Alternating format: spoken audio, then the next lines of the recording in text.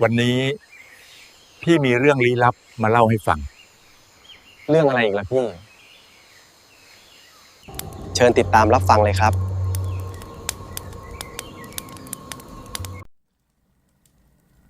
พานน้อยเล่าให้ผมฟังว่าตอนนั้นแกกับพานดอนต้องช่วยกันขุดหลุมศพของหญิงสาวที่เพิ่งถูกฝังไปไม่กี่ชั่วโมงก่อนหน้านี้แกบอกว่าดินมันยังหลวมแต่เหงื่อการก็ไหลท่วมไปหมดพานดอนเองก็เหนื่อยไม่แพ้กันแต่เท่ายักษ์ที่ยืนคุมอยู่ขอบหลุมกับเร่งยิกบอกว่าถ้าฟ้าสางคนแห่มาเห็นจะซวยกันหมดพอกระแทกเสียมลงไปจนถึงฝาโลงพานน้อยบอกว่าแกใจสั่นไปหมดเลยครับพอเปิดลงออกมาก็เจอร่างอีเขียวหญิงสาวในหมู่บ้านที่เพิ่งผูกคอตายไปพวกแกต้องช่วยกันพยุงร่างที่บวมฉุนั้นขึ้นมาจากหลุมแล้วแบกตัดป่าลึกมุ่งหน้าไปยังกระท่อมของเท่ายักษ์ที่อยู่ติดลำห้วยกลางป่าพอถึงกระท่อมเท่านั้นเท่ายักษ์ก็สั่งให้พานน้อยกับพานดอนเอาศพขึ้นไปบนกระท่อมพานน้อยแอบกระซิบว่าตอนนั้นศพของอีเขียวน่ากลัวมากลิ้นจุกปากดวงตาเบิกโพรงเหมือนยังติดอยู่ในความทรมานแต่ที่น่าตกใจกว่านั้นเท่ายักษ์สั่งให้พวกเขาจับศพคว่ำลงในท่ากลุ่มโค้งพานดอนถึงกับงงจึงต้องเอ่ยปากถามว่าทำอะไรเท่ายักษ์ตอบกลับด้วยน้ำเสียงเยือกเย็นการจะทำหุ่นอีเป๋อให้ขังมันต้องมีการเสพกรรมกับศพเพื่อให้เกิดพลังเสียก่อนพานดอนกับพานน้อยมองด้วยความสลดใจเห็นเท่ายักษ์ไล่มนต์แล้วเริ่มทำเรื่องอุจาร์กับศพก่อนจะเอาไฟลนที่อวัยวะเพศหญิงเพื่อเคี่ยวเอาน้ำมันพายออกมาแต่ในขณะที่พิธีวิปลาสกำลังดำเนินไปเรื่อยๆจู่ๆลมพายุมาจากไหนไม่รู้พัดถล่มกระท่อมจนแทบพังวิญญาณคนตายพากันผุดขึ้นมาจากดินรอบกระท่อมเต็มไปหมดพานน้อยเล่าว่าตอนนั้นแกเห็นวิญญาณพ่อแม่พี่น้องที่ตายไปแล้วยืนล้อมกระท่อมอยู่แต่ที่น่าขนลุกที่สุดคือวิญญาณอีเขียวปรากฏขึ้นต่อหน้าพวกเขาแล้วตวาดเสียงเยือกเย็นว่าเลิกช่วยเหลือเท่ายักษ์ทำเรื่องชั่วช้าได้แล้วไม่อย่างนั้นพวกมึงจะไม่ตายดีพอวิญญาณอีเขียวตวาดแบบนั้นพานดอนกับพานน้อยก็นิ่งอึ้งในจังหวะที่พวกแกกำลังลังเลอยู่นั้นฝูงวิญญาณคนตายที่โกรธแค้นก็พุ่งเข้าใส่กระท่อมของเท่ายักษ์ในทันทีเสียงอาคมปะทะเสียงผีร้องระงมไปทั่วป่าจนกระทั่งร่างของเท่ายักษ์ถูกกระแทกจากอาถรรพ์ปลิวทะลุฝาไม้ไผ่ลงมากองกับพื้นดินด้านล่างพานน้อยเล่าว่าตอนนั้นเท่ายักษ์ยังไม่สิ้นฤทธิ์ง่ายๆแกยันตัวลุกขึ้นมาแล้วไล่พระเวทพึมพำก่อนจะเป่าพรวดออกมาเป็นเสียงคำรามแรงอาคมนั้นทำให้วิญญาณคนตายกระเด็นหายไปในเงามืดพอดีกับแสงทองเริ่มจับขอบฟ้าแทนที่แกจะสำนึกเท่ายักษ์ขับหันมาถลึงตาใส่พานทั้งสองแล้วด่าทอว่าเลี้ยงเสียข้าวสุกที่ไม่ยอมเข้ามาช่วยสู้พานดอนกับพานน้อยช่วยกันพยุงเท่ายักษ์ขึ้นไปบนกระท่อมแล้วภาพที่เห็นมันทำเอาพวกเขาสะเอียนเพราะศพของอีเขียวอยู่ในสภาพที่ถูกย่ำยีอย่างทุเรศพ้นวิสัยมนุษย์แถมยังมีกลิ่นเหม็นเน่ารุนแรงโชยออกมาจากการถูกไฟลนเท่ายักษ์บ่นอุบว่าเสียเลิกเสียยามทำหุ่นอีเปิดเสร็จมาได้แค่2 ตัวกับน้ำมันพายอีกนิดหน่อยเท่านั้นพานดอนกระซิบกับพานน้อยตอนที่เท่ายักษ์เผลอหลับว่าเราจะอยู่รับใช้มันต่อหรือจะพอแค่นี้พานน้อยที่ทนดูความชั่วไม่ไหวเลยตัดสินใจเด็ดขาดว่าคนที่สมควรเสียสละที่สุดคือเท่ายักษ์เรื่องชั่วๆนี้จะได้จบสิ้นกันไปเสียทีพานทั้งสองวางแผนกันดีๆพอเท่ายักษ์หลับสนิทพวกเขาก็ยกไปช่วยเอาหุ่นอีเป๋อกับน้ำมันพายมาไว้ในมือแล้วพานน้อยก็ตาไวไปเห็นแผ่นทองแดงในย่ามของแกปรากฏว่าเป็นชื่อและวันเดือนปีเกิดของพานน้อยกับพานดอนที่ถูกสลักไว้เพื่อทำคุณไสยควบคุมจิตใจของเขานั่นเองด้วยความโมโหพานน้อยเผลออุทานออกมาจนเท่ายักษ์ตื่นพานน้อยไม่รอช้าเงื้อฝ่าเท้าเสยเข้าไปทางเท่ายักษ์จนหงายหลังแล้วทั้งสองก็ลุมกระหน่ำใส่แกจนนอนแน่นิ่งไปแต่เรื่องทั้งหมดไม่จบง่ายๆนะสิครับจู่ๆเสียงหัวเราะเยือกเย็นก็ดังมาจากร่างโชคเลือดของเท่ายักษ์แกใช้วิชาดึงลมจนพานทั้ง2 คนปวดหัวเหมือนกับหัวจะระเบิดเท่ายักษ์พยายามจะสูบคืนวิญญาณสิทธิทรยศทั้งสองเพื่อต่ออายุตัวเองแต่แล้วจู่ๆหุ่นอีเป๋อในกระเป๋าของพานน้อยก็สั่นรัวมีควันขาวพวยพุ่งออกมากลายเป็นวิญญาณอีเขียวพุ่งเข้าบีบลำคอฉีกทิ้งร่างเท่ายักษ์ใจบาปจนขาดวิ่นลากลงขุมนรกไปต่อหน้าต่อตา นับแต่นั้นมาพรานดอนกับพรานน้อยก็ได้ตั้งตนเป็นจอมขมังเวทที่ช่วยเหลือชาวบ้านแต่พวกแกสาบานว่าจะไม่ทำเรื่องต่ำช้าแบบนี้เด็ดขาดเพราะภาพจุดจบของเท่ายักษ์มันยังติดตาของพวกเขามาจนถึงทุกวันนี้ หลังจากพรานดอนกับพรานน้อยจัดการกับเท่ายักษ์ได้เห็นวิญญาณอีเขียวร่างเท่าใจบาปลงนรกไปต่อหน้าทั้งสองก็รีบกลับเข้ามาในหมู่บ้านเพื่อแจ้งข่าวเรื่องความชั่วร้ายทั้งหมดให้ชาวบ้านได้รับรู้เพื่อคืนความธรรมให้กับอีเขียวที่ถูกกระทำอย่างทารุณนับแต่วันนั้นเป็นต้นมาทั้งพรานดอนและพรานน้อยก็ได้ผันตัวมาเป็นอาจารย์จอมเวทพวกเขายึดมั่นในศีลธรรมและไม่ทำเรื่องชั่วช้าเลวทรามอย่างเด็ดขาดเพราะความสยดสยองในจุดจบของเท่ายักษ์ผู้เป็นอาจารย์ในอดีตยังคงเป็นบทเรียนที่เตือนใจพวกเขาอยู่เสมอบาปกรรมนั้นตามสนองแรงกว่าอาคมใดๆทั้งสิ้นเรื่องราวหลังจากนั้นมันก็น่าตื่นเต้นไม่แพ้กันหลังจากที่พรานดอนกับพรานน้อยวางมือจากการเป็นลูกศิษย์หมอผีใจบาปทั้งคู่ก็ตัดสินใจเอาวิชาความรู้เรื่องป่าและอาคมสายขาวที่มีติดตัวไปรับใช้ชาติด้วยการสมัครเข้าเป็นทหารพรานดอนเล่าให้ผมฟังว่าช่วงที่ประจำการอยู่ชายแดนวิชาอาคมที่เคยรับเรียนมาบวกกับสัญชาตญาณพรานป่าทำให้พวกเขากลายเป็นหน่วยกล้าตายที่ใครๆก็ยอมรับแต่พรานน้อยแอบกระซิบว่าสิ่งหนึ่งที่พวกเขาพกติดตัวไปในย่ามไม่ใช่แค่ลูกกระสุนหรือระเบิดหรอกครับแต่เป็นหุ่นอีเป๋อที่ผีอีเขียวเคยมอบพลังไว้ให้ตอนนั้นมีอยู่ครั้งหนึ่งตอนออกลาดตระเวนทางป่าลึกพรานน้อยบอกว่าหุ่นอีเป๋อในย่ามสันรัวเหมือนตอนที่ปะทะกับเท่ายักษ์ไม่มีผิดพรานดอนเห็นท่าไม่ดีเลยสั่งระงับการเดินกระทันหันปรากฏว่าข้างหน้ามีกับระเบิดและลูกสมุนฝ่ายศัตรูซุ่มอยู่จริงๆทั้งคู่ยึดคติเสมอจะใช้ฤทธิเดชเพื่อป้องกันคนบริสุทธิ์และแผ่นดินเท่านั้นเพราะบทเรียนเลือดจากเท่ายักษ์สอนให้พวกเขารู้ว่าคนใช้ของขลังถ้าใจไม่สะอาดของนั้นก็กลับมาฆ่าตัวเองเหตุการณ์นี้เกิดขึ้นแถวชายแดนรอยต่อพรานดอนกับพรานน้อยในชุดทหารพรานสีดำกำลังนำชุดปฏิบัติการเคลื่อนที่เร็วแทรกซึมเข้าไปในเขตป่าดิบชื้นที่ว่ากันว่าผีดุและคนเถื่อนพรานน้อยเล่าว่าคืนนั้นบรรยากาศมันแปลกๆลมสงบนิ่งจนไม่ได้ยินเสียงแมลงสักตัวแต่พรานดอนสะกิดให้แกดูที่ย่ามสนามหุ่นอีเป๋อที่ผีอีเขียวมอบประทานไว้ให้เริ่มสั่นคึกๆอีกแล้วพรานดอนรีบส่งสัญญาณมือให้ทุกคนหมอบตามทันทีนิ่งไว้พวกเรามีกลิ่นคนแปลกหน้าแต่มันไม่ใช่กลิ่นเหนือทหารมันเป็นกลิ่นสาบสางของพวกเล่นของพรานดอนกระซิบบอกทุกคนไม่ทันขาดคำหมอกสีดำทะมึนเริ่มลอยต่ำปกคลุมทั่วบริเวณ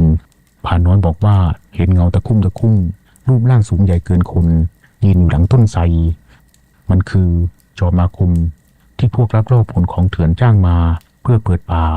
และใช้คุณไสบังตาเจ้าหน้าที่มันเริ่มไล่มนต์ดำส่งหุ่นพยนต์รูปควายธนูพุ่งฝ่าความมืดเข้ามาหาชุดลาดตระเวนแต่พรานดอนไหวตัวทันแกดึงมีดหมอออกมาแล้วบริกรรมคาถาที่เท่ายักษ์เคยสอนมาพรานดอนบ่นพึมพำปุ๊บพรานน้อยก็เสริมทัพทันทีด้วยการชูหุ่นอีเป๋อขึ้นมากระซิบทันใดนั้นมีลมพายุหมุนมาวูบใจพัดเอาหมอกดำกระจายออกไปพร้อมปรากฏร่างวิญญาณหญิงสาวลอยวนเวียนปกป้องพวกทหารพรานไว้พรานน้อยบอกว่านั่นคืออีเขียวที่คอยตามคุ้มครองเขาเสมออาคมปะทะอาคมจอมขมังเวทฝ่ายศัตรูถึงกับกากเลือดออกมาคำโตเพราะเจอกับพลังอีเป๋อภายกระซิบที่แข็งแกร่งกว่ามันรีบเป็นเข้าป่าลึกทิ้งไว้เพียงซากข้าวของอาถรรพ์ที่กระจัดกระจายพรานดอนเห็นเลือดสาดไปทางพงหญ้าแกไม่รอช้าสั่งลูกน้องในชุดปฏิบัติการให้เตรียมปืนและลงอาคมที่กระสุนทันทีพรานน้อยเล่าว่าตอนนั้นพวกแกเดินแกะรอยตามไปอย่างเงียบเชียบที่สุดจนกระทั่งมาถึงถ้ำลับหลังน้ำตกที่บรรยากาศมันหนาวเยือกไปจนถึงกระดูกกลิ่นธูปเทียนลอยคุ้งไปหมดพอพวกแกบุกเข้าไปข้างในนั้นก็เห็นหมอผีต่างถิ่นคนนั้นกำลังนั่งบริกรรมคาถาเรียกผีตายโหงมาเป็นบริวารเพื่อจะรุมสกรรมพวกทหารพรานดอนเห็นท่าไม่ดีพอพวกทหารที่ตามมาเริ่มมีอาการตาลอยเหมือนโดนป้ายยาแกเลยรีบดึงขันน้ำมันพายที่เหลือติดมาจากสมัยเท่ายักษ์ขึ้นมาบริกรรมคาถาแก้ทางไอ้น้อยใช้หุ่นอีเป๋อแหกตาอาถรรพ์มันซะพรานดอนตะโกนสั่งพรานน้อยรีบทำตามทันทีแกชูหุ่นอีเป๋อขึ้นมาแล้วไล่มนต์สยบวิญญาณทันใดนั้น เงาวิญญาณของอีเขียวที่สิงสู่อยู่ในหุ่นก็พุ่งพรวดออกมาดุจสายฟ้าแลบเข้าไปฉีกกระชากม่านมนต์ดำของหมอผีคนนั้นจนแตกกระจายพรานน้อยบอกว่าภาพที่เห็นมันเหมือนตอนที่อีเขียวจัดการกับเท่ายักษ์ไม่มีผิดคือพุ่งเข้าบีบคอจนหมอผีต่างถิ่นคนนั้นสำลักเลือดตายคาที่พอลูกพี่ใหญ่ตายของที่มันทำไว้ก็เสื่อมลงลูกสมุนที่แอบซ่อนอยู่พอเห็นว่าหัวหน้าโดนวิญญาณอาถรรพ์เล่นงานก็พากันขวัญหนีดีฟอยอมจำนนให้ทหารพรานจับกุมแต่โดยดีพรานน้อยกับพรานดอนถอนหายใจยาวพวกแกช่วยกันรวบรวมของอัปมงคลในถ้ำออกมาพอทำลาย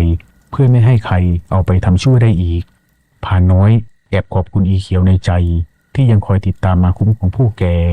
แม้จะเปลี่ยนจากชุดพรานป่ามาเป็นทหารพรานแล้วก็ตามภารกิจครั้งใหม่นี้ถือเป็นงานหินของพรานน้อยกับพรานดอนเพราะหมู่บ้านที่ต้องเข้าไปสำรวจตั้งอยู่ลึกเข้าไปในหุบอาถรรพ์ชาวบ้านพากันอพยพหนีออกมาหมดเพราะมีเรื่องเล่าว่าใครที่ขวางทางเจ้าที่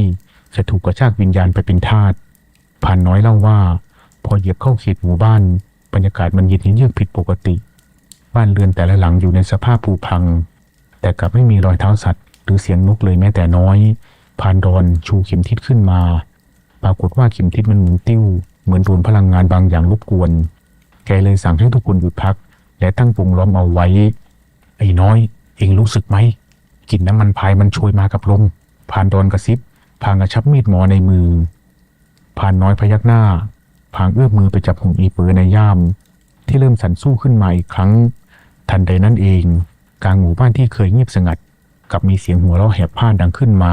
จากบ้านไม้หลังใหญ่สุดเป็นเสียงที่พานทั้งคู่คุ้นจนขนหัวลุกสู้มันช่างเหมือนเสียงของเท่ายักษ์อาจารย์ใจบาปที่น่าจะลงนรกไปแล้วปรากฏร่างชายแก่คนหนึ่งเดินออกมาจากเงามืดผิวหนังเหี่ยวย่นมีรอยสักอีเป๋อเต็มแผ่นหลังมันไม่ใช่เท่ายักษ์ตัวจริงแต่มันเป็นเท่ายอดศิษย์พี่ของเท่ายักษ์ที่แอบมาตั้งกลางลับเคี่ยวน้ำมันพายจากศพของชาวบ้านที่นี่มันเห็นพรานดอนกับพรานน้อยในชุดทหารพรานก็แค่นยิ้มหัวเราะออกมา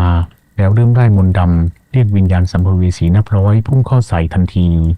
พรานน้อยบอกว่าคราวนี้มันหนักกว่าเดิมเพราะวิญญาณพวกนี้ถูกล่ามด้วยโซ่อาคมน้ำมันพายจนดุร้ายผิดปกติพรานน้อยเล่าว่าคราวนี้ตึงมือสุดๆเพราะเท่ายอดศิษย์พี่ของเท่ายักษ์คนนี้มันร้ายกาจกว่าเท่ายอดหลายเท่านักมันใช้วิชาน้ำมันพายสายดำสาดใส่พวกทหารพรานจนสำลักควันพรานน้อยเห็นท่าไม่ดีพอลูกน้องบางคนเริ่มตาแดงก่ำสติเริ่มหลุดเหมือนโดนของไอ้น้อยจะให้มันตั้งตัวได้ใช้ของดีที่เรามีสู้กับมันพรานดอนตะโกนก้องผางไล่คาถาบทเดียวกันกับที่เท่ายักษ์เคยใช้แต่คราวนี้เขาใช้ปกป้องไม่ใช่เพื่อทำลายพรานน้อยรีบล้วงเอาหุ่นอีเป๋อออกมาพางนึกถึงความตายอันน่าอานาถของอีเขียวที่ถูกกระทำชำเราทางอาคมจนนั่งบวมฉุลิ้นจุกปากเขาใช้ความสงสารและความแค้นนั้นเป็นตัวนำทางอาคมพันเกิดเป็นไอหมอกสีขาวพวยพุ่งออกมาจากหุ่นอีเป๋อทันใดนั้นเองวิญญาณของอีเขียวปรากฏขึ้นในรูปลักษณ์ที่น่าเกรงกลัวเธอพุ่งปีเข้าขวางทางสัมภเวสีพวกนั้นพรานน้อยบอกว่าอีเขียวในคราวนี้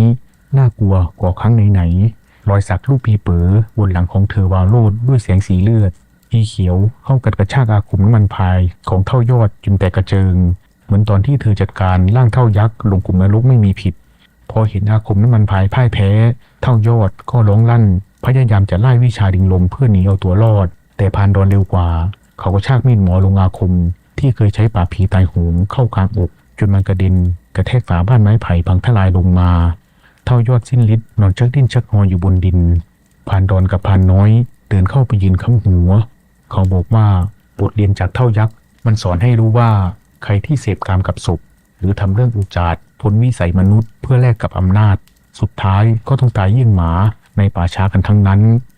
แต่พรานดอนไม่ประมาทหรอกครับพอเห็นเท่ายอดหมอบกระแตไปแล้วแกก็รีบสั่งการให้พรานน้อยกับชุดปฏิบัติการ